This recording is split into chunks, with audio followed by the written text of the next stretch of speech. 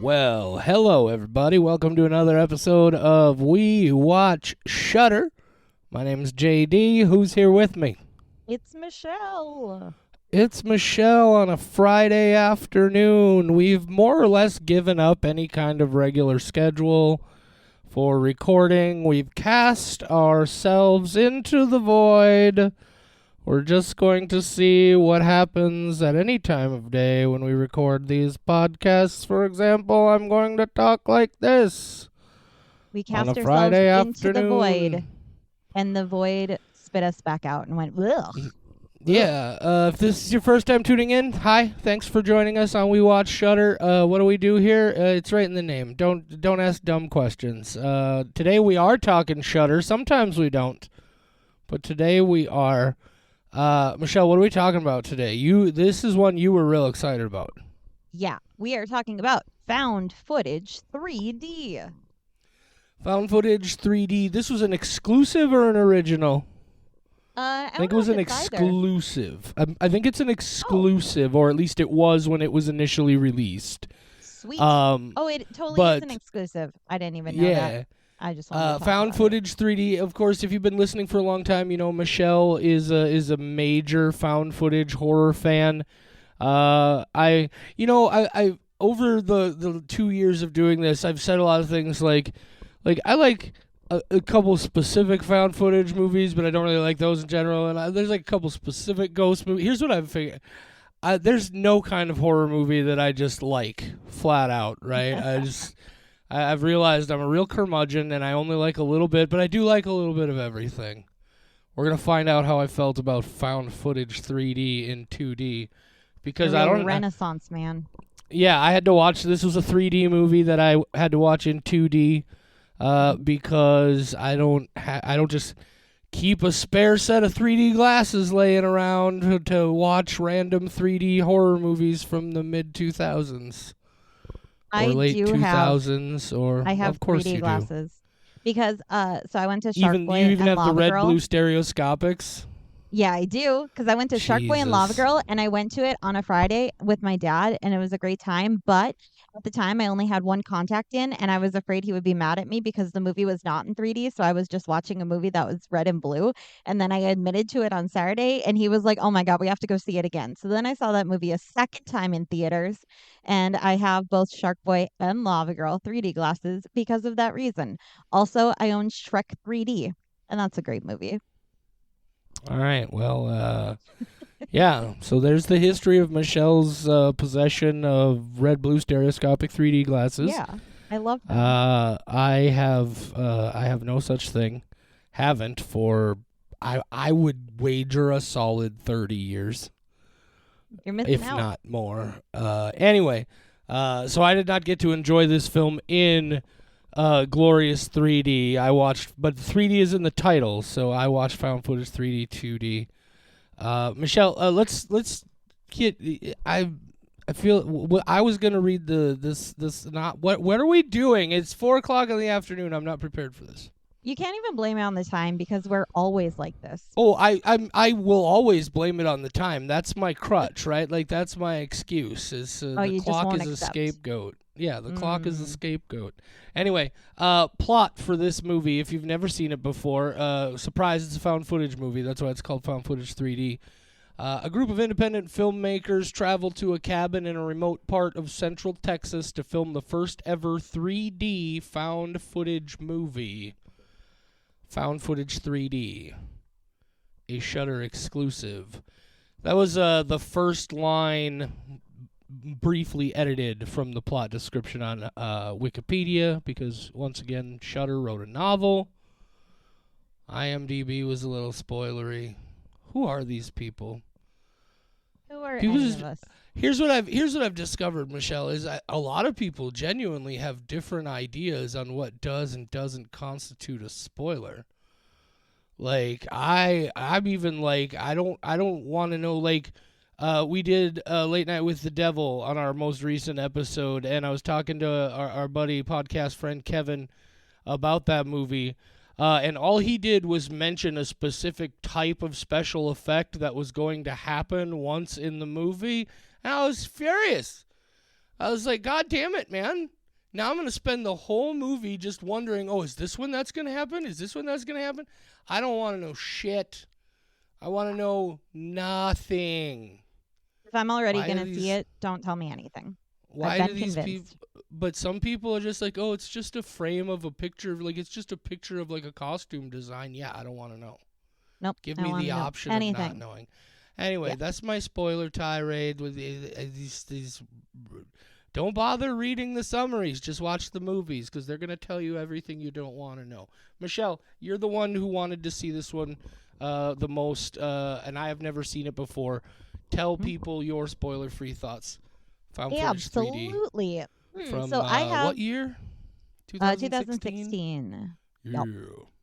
So I have seen this movie a couple of times. I have never actually watched it in 3D, but when I was explaining how I have Shark Boy and Lava Girl glasses, I realized, holy shit, I can watch this movie in 3D. So I'm probably going to go back and do that this weekend. I didn't realize, like, I didn't make the connection. I was like, oh, I have 3D glasses and I'm going to watch this 3D movie in 2D because I don't think the 3D is really all that important. But yeah, so I had an epiphany and I'm very excited for my Saturday night plans now. Found Footage 3D is not a perfect movie, but I think it's set aside from all the other found footage movies in that it is very meta. It makes fun of itself and it tells you what is going to happen basically throughout the entire movie. Everything is foreshadowing and kind of mocking the genre while paying homage to it at the same time. There are lots of things that I don't enjoy with it, but as a found footage fan, I just really like kind of just the overall concept of making fun of this process while also doing it. I enjoy that meta approach. The ending really falls apart for me, but some stuff right before it falls apart is great.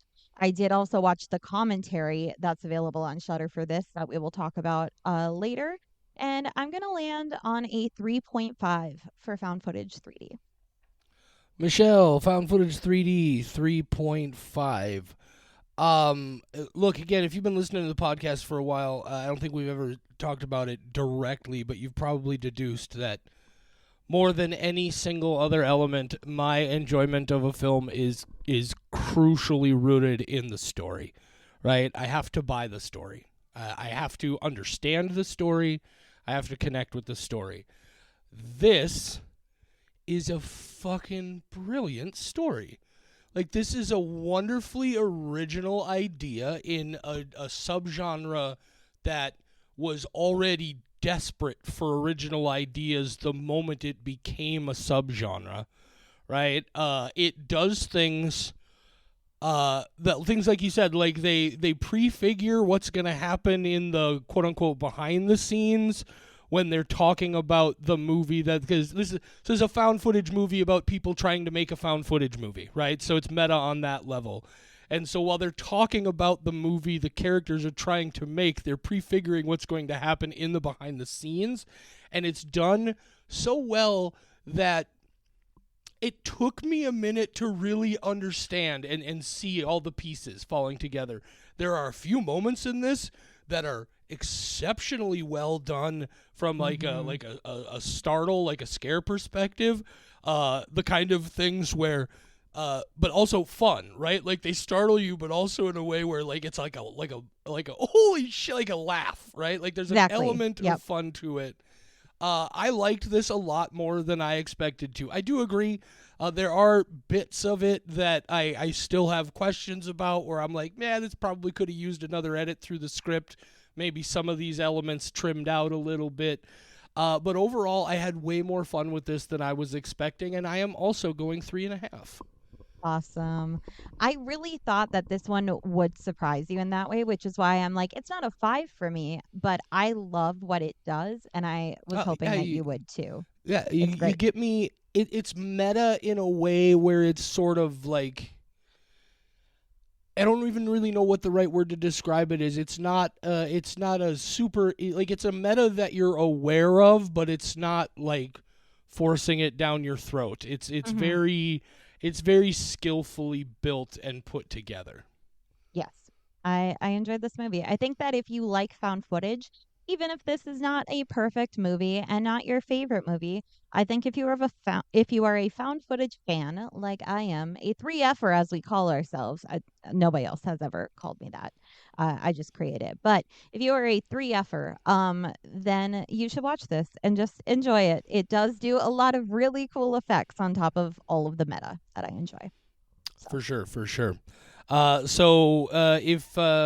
you're not if you don't want to have anything spoiled before you see it, this is where you want to pause. Definitely come back and enjoy the discussion with us after you're done. But Michelle, as long as we're at this point, why don't you go ahead and do quick, as you always do, plot summary for the Jennas of the world. Yeah. I wonder if she has seen this one. Okay, so I don't know. Well, whether she has or not, she's about to know everything that happens. Absolutely. So, the basic summary of this is that there's a bunch of people, and they are various members of a film crew, including cast and camera and sound. You know how films are made, and they are deciding to make the first ever found footage 3D film because they're like, oh man, it's a gimmick and people love it, and we are watching this story told through the lens of a found footage 3D film. Whoa, meta, love it. So they go out to a cabin in the woods, and it's haunted, and a man had previously killed his wife in this cabin. And one of the favorite moments that I know JD had, because he had to put out a Facebook status about it, was that the revelation that they are now Can I do it real quick? I was gonna say I was hoping you'd know the quote exactly. Yeah. I don't know that this is word for word, but it was just a moment where I was like, that was fucking beautiful. The one dude, he's like their sound guy, I believe. The boom mic guy, Carl, I think his name was. He's just realizing that like this location that they've found and come to shoot this movie is a legitimate urban legend haunted house. And he says to Derek, the director and the producer, he says, "You brought us to a haunted mansion where a man murdered his wife to make a found footage film about a haunted house where a man murdered his wife." And Derek's just like, yeah. I don't know what it was about it. It was so great. Yeah, you brought us a lot to of a fun moments. It's this movie has spirit for sure. Anyway, continue. Spirit, and it's haunted. I didn't even do that on purpose. Well, I'll give so you credit. Clever. Clever's in my blood. Also, too much sugar. Yeah, tell me about it. One more note about Carl before we move on. Scott Allen Perry plays Carl, and he has a beautiful IMDb profile picture. Go check that out if you like looking at the cast of things like I do. Okay, so they're all out in this cabin, and they're making a movie, and some shenanigans. Oh my God, my door just flew open right when I said that. Samwise Gamgee, my cat, just pushed open my door and scared the shit out of me. I kind of wish we were doing video. If you had seen the expression change on Michelle's face, it was beautiful. I thought I was in my very own found footage horror movie for a minute. I was like, wait, we're doing a podcast about a found footage movie, about making a found footage movie, and now we got some found footage shit going on. What the fuck? I'm out of here. You're on your own. Michelle, just so you know, if any legitimately spooky, ghosty stuff ever starts happening in the background or whatever on your frame while we're watching this, I'm just disconnecting and going to bed. I'm sorry. I love you, but I'm just... You have to record it. I'll host. Oh, no, I do not. No, I would record it if something... Anyway, there's Samwise. So we've completely... The cat has completely derailed the podcast. Where were we? Okay, so one of the things that happens in this movie is that all the cabinet doors fly open when she screams, like my office door just flew open because I have a shenanigan cat who is everywhere right now. Go away. And so a bunch of things start happening. One of my favorites is, like I said, they predict what is about to happen right before it happens. So they're walking through this scene where they are in a barn and they're talking about, oh, a shovel would fall in his head, and they're arguing about how this would work and how it wouldn't be realistic. And then a shovel falls and knocks one of the girls in the head. And it's a great jump scare, and the realization that they just told you exactly what was going to happen. That's the first moment where it's like, oh, you are telling us exactly what will happen, and things keep coming forward like that. Lots of really great effects. The lead actress Amy, she gets scratched in the arm by an invisible force. They find out that this thing can only be seen on camera. All very great stuff. Near the end, shit goes wacky because Derek and Amy are filming the last scene, or one of the last scenes that they will need for the night, and she murders him with a hammer. And when they open that kitchen door, there is blood everywhere. Way too much blood to come out of one man. Theoretically, I don't know for sure. So that's crazy. And then everybody's running all around in the woods and they're like, oh man, we're gonna get murdered. And guess what? They do. And then we have their found footage. And that is the movie, essentially, with a small brief intermission from my cat. My heart is still going so fast, and I already have heart problems, so thank you for that, cat. Found footage 3D. Yeah. No, this is I really enjoy it. First of all, I gotta say, when that shovel falls and smacks Lily in the face, like they have literally just set it up, and I have already completely forgotten about the fucking shovel. And Yep. it startled me, but I laughed out loud. I was like, holy shit. It was so well done. And that's what we're talking about. That's like, this is the level of skill at play at a lot of points here. Like that quickly, they were able to show you fucking Chekhov's shovel in the rafters, and then you forget it immediately. The way this movie builds back and forth on itself, like they talk all the time about how one of the biggest problems, like they have this back and forth about how one of the biggest problems is you got to figure out a legitimate excuse for them to continue filming in the third act. Why do they still have the and then they do, right? You can only see the bad guy through the camera. They prefigure so much of this, but what I also love is, like, they do a really great job of separating between the dramatic and the more comedic, right? Like there are moments here where like it genuinely starts to feel kind of serious and emotional. And I thought a lot of the stuff they did with the ghost was really good. And the way they explained, like, there's that first sequence where everything is sort of happening in the monitor with the two different camera feeds, and you literally watch the ghost go from one camera feed through that monitor into the other camera feed and then into her. And then they bring that back later on when they're all hugging and whatnot, and you see her face sort of meld for a minute, and then she just maxed that motherfucker with a hammer just out of nowhere. I do have to say, Michelle, here's what I assume with all the blood in the kitchen. You remember in the chaos that ensues afterwards, first of all, another fucking hilarious moment, that door explodes and just obliterates the horror critic. So fucking good. But I don't know if you noticed, but right after that, Andrew, the camera guy, like the lead production guy, literally just explodes into a jillion pieces because the evil black ghost comes blowing and exploding out of him. Mm-hmm. I just assume that's what happened to Derek in the other room as well. He got exploded I thought she would by stay with the hammer. And I assumed he had been exploded as well. But no, just a really good use of effects. Really effective horror show. What about the movie went wrong for you, to bring it down to just the 3.5? Because I have my things as well. Yeah. So I did make a quick list of all my favorite movie or all my favorite moments from the movie, and everything happens before a certain point. So my entire list of my favorite moments is when the shovel falls and hits her in the head right after talking about jump scares from a shovel falling, when she screams and everything flies out of the cupboards, when Amy whacks him with a hammer, when the journalist gets hit with a door, when the kitchen is a bloodbath, when the smoke monster flies out of the director's chest, or maybe some guy. I think I wrote that wrong. But all of those No, it was the moments. director. You're correct. The Was sound it guy director? was Okay. Carl, who ran away. Yes. Okay. Thank you. I could not remember. So all of those moments so great. And now we are at the big climax of the movie. They have given us so much stuff up till now that is fantastic. I am ready.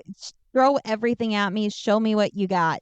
And unfortunately, we don't have any of those big moments. What we do have is a side by side, real time camera, dual camera story going on.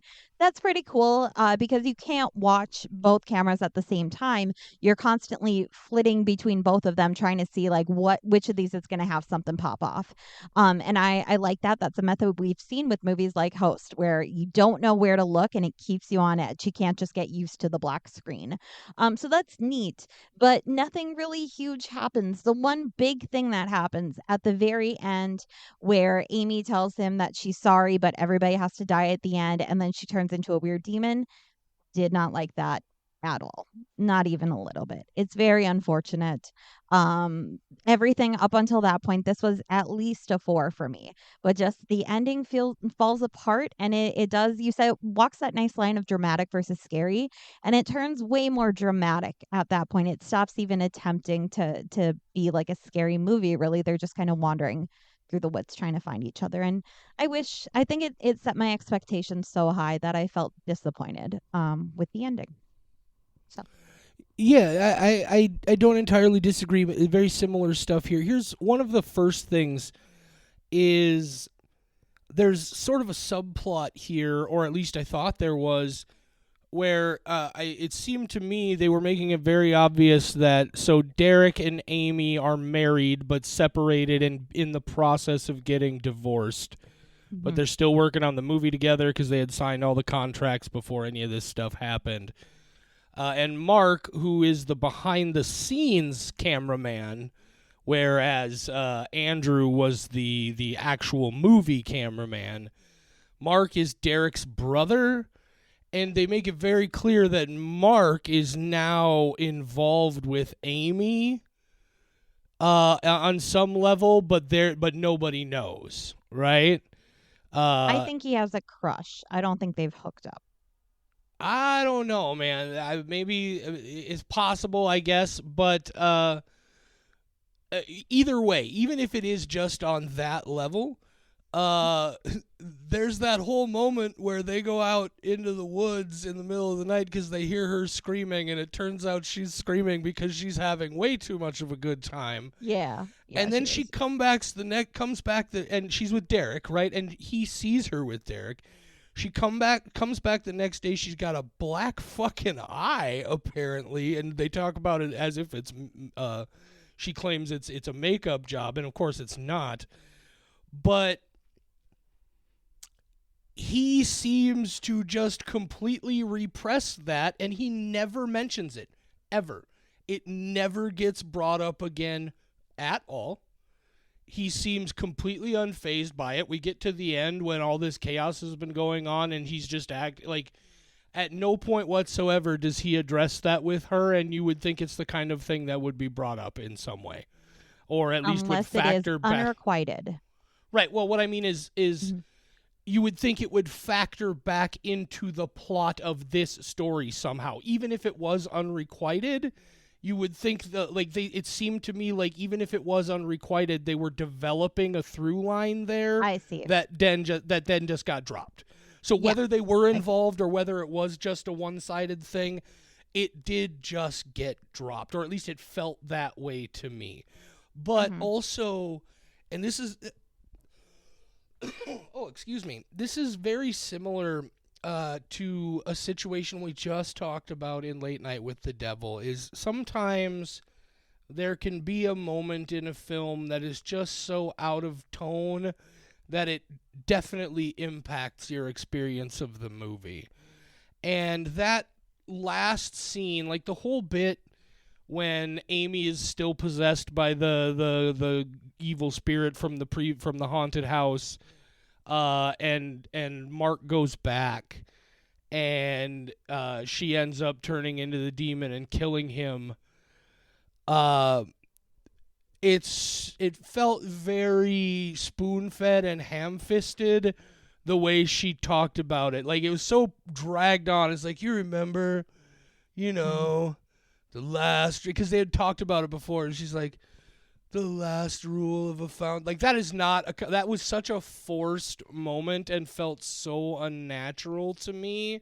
Telling him to pick up the camera first. Yeah, and how, just the way she, like, she specifically says, like, the thing about how, nobody like, in a horror movie everybody dies, or in a found footage movie everybody dies.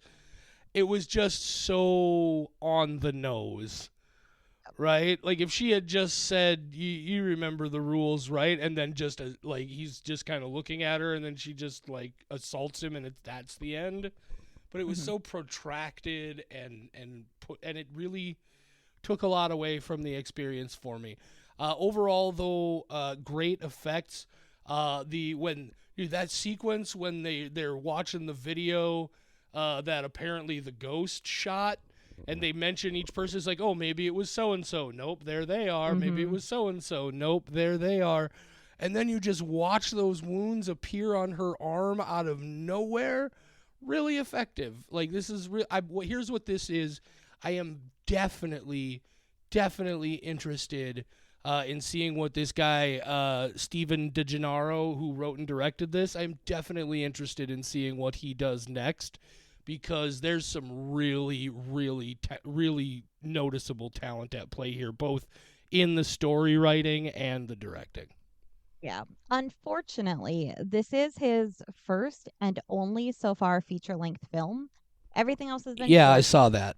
Yeah, he is a part of Pendulum, which has been on my list for a while. I just haven't found a place that's streaming it. It might have even been a festival thing and it's not out yet, but he does one segment from that, and it's an anthology film. So I also would love to see more from this person and see what they can give me, because for this being a first film, like, holy shit, you knew what you were doing.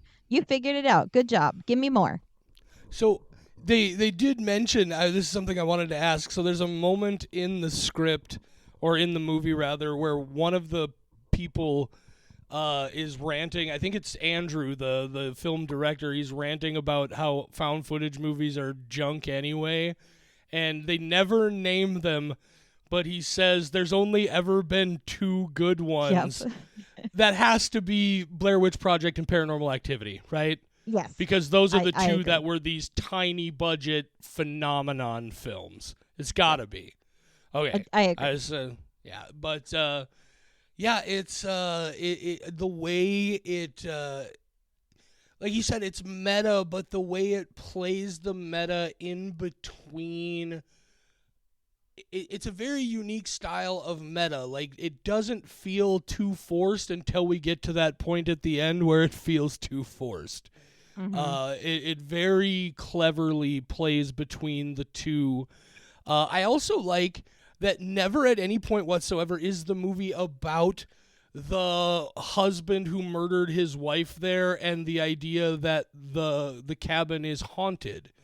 They never explore that side of it at all, except in the sense of that's the reasoning behind there is some evil presence here that's influencing what's going on here. But we never get any more of the backstory of it than that. Just, this is a cabin where some terrible shit happened and people believe there's a ghost. And all we see is the influence of that on this modern thing. It does open an interesting door for a potential sequel. Ooh, found footage 2 3D, and then it's in 6D. No, I think it would be found footage 3D 2 chapter 1. I was going to say, but then you can't multiply as well. You have to cross multiply. But yes, I agree. Add all and it's in Roman numerals. one of the things that you kind of touched on a little bit is kind of one of the things that also stuck with me. And that's how, when they're talking about the plot of this movie that they're making, they're like, oh, well, what does the entity actually wind up being? And they're like, oh, we should never explain it. Just let them guess. Is it the physical manifestation of the conflict between these two? And then you're giving that reason for why Derek and Amy are fighting so much and why things Yes. escalate. And that's kind of where I lean with this, is that this monster is a manifestation. And I love that they put that in your head enough to think about it, and think about the possibilities, but never tell you what it is, so you can't pick apart that argument. It's Right. just, I don't know what it is. Whatever it is, this Because is the thing.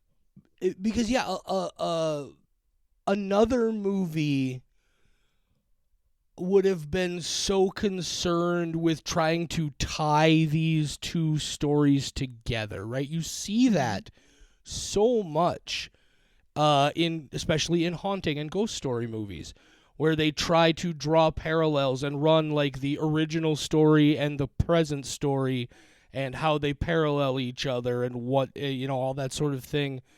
This movie very cleverly understands that we don't have to look at that story, because the story isn't about how this parallels that.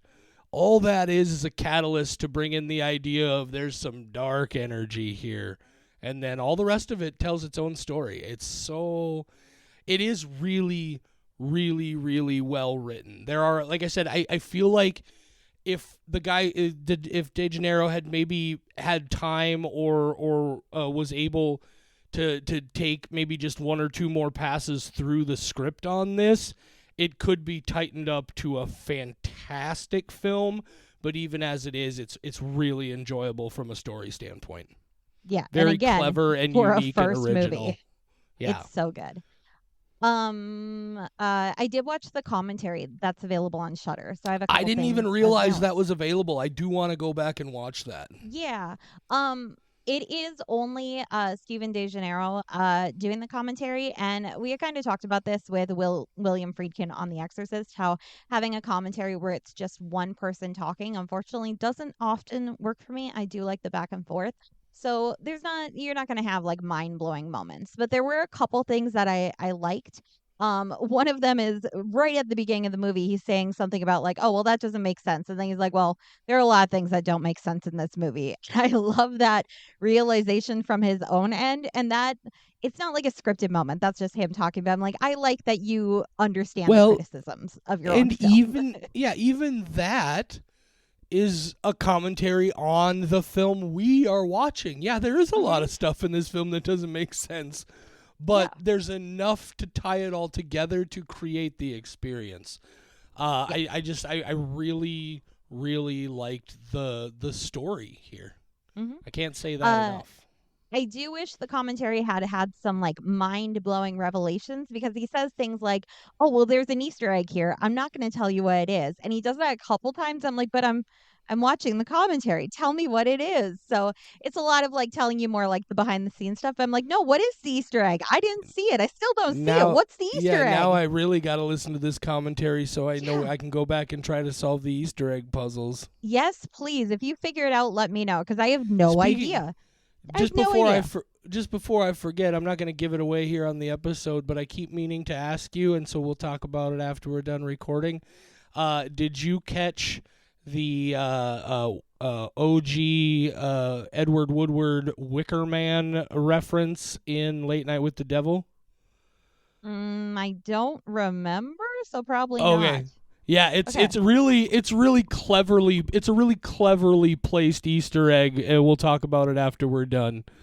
But those of you who are listening, see if you haven't seen Late Night with the Devil yet. When you see it, see if you can find the because like Wow, this is not a spoiler spoiler. alert. It is I so know. well hidden. When I tell you where it is, you'll be like, Mm. oh, that's clever. Yeah, because I Yeah. don't remember. Yeah. My last special note from the commentary is because you brought up like she's having sex and now she has a black eye all of a sudden, and that's just how it is for the rest of the movie. And he said that one of the things that is cool in the commentary, he talks about screening and how they made adjustments afterwards, because like people didn't understand Mark and Derek were brothers, so they had to make that very apparent, and they just went through and made these changes. One of them, apparently there was a scene showing how Amy got that black eye, but when they showed it to audiences, they hated Derek so much from that point forward that they had to remove it, and it was just implied that something happened. So I want to hear more about that scene, but apparently like he's the one who gives her that black eye, and audiences were furious and could not be on his side even a little bit. Because up to that point, he's definitely an asshole, but like he's getting his movie made. But, were we ever on Derek's side? Well, this is what I mean. Like he's not a good guy, but he's making a movie. He's not like a demon incarnate, potentially, I guess, with that smoke monster.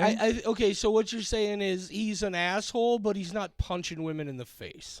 Exactly. A different level of asshole. So then they're like, we don't even want to look at this guy anymore because he just did that to her. Well, so, and to be fair, maybe there are some things your movie doesn't need to do explicitly. When I watched this, it's just fine. I totally thought it was a rough sex moment. They never show you. So I was like, oh, she fell and hit herself on a log. Like, I never even considered, like, Derek hit her in the face. That was not a thing I considered. And I'm so innocent. Now, it does make me curious, though. Is it, like, did they, like, have a fight and he hit her and then that ultimately led to the sexual encounter?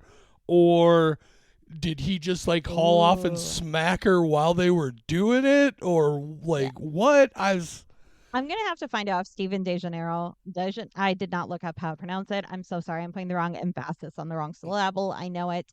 But if they have a Twitter, I am going to have to tweet at them and be like, I have questions. Can you please answer them as a fan of your film? Please? Can we give us more stuff? Can you maybe just, like, shoot us footage of the scene? Show us what you cut? That'd be cool. I did. Is there a director's cut? Drop, but I did have our person who we talk to on Twitter all the time sent me his script from the stuff that didn't air, and that's on my weekend reading list. Yeah, I'm trying to be vague and like make it sound so cool, but I still need to watch footage. that. I feel terrible that I haven't found time to go check it out, but I will. Definitely I've been waiting soon. until like a good night to read the script and like get it. It's so exciting.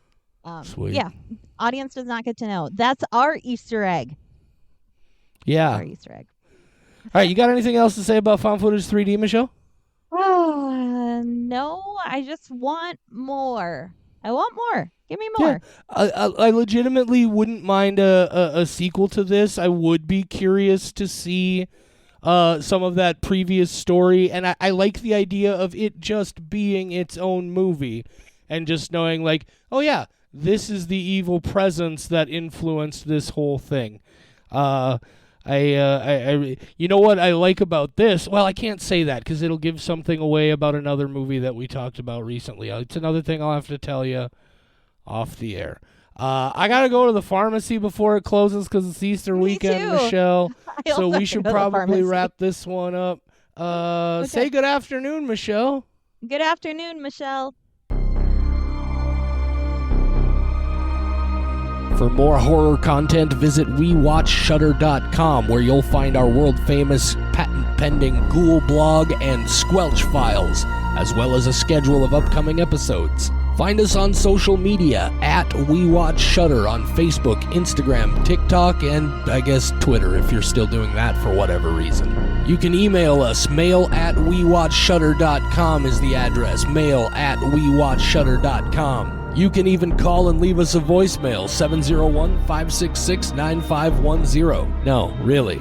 701-566-9510. Give it a shot. See what happens. We Watch Shudder is a production of Rat Factory Media.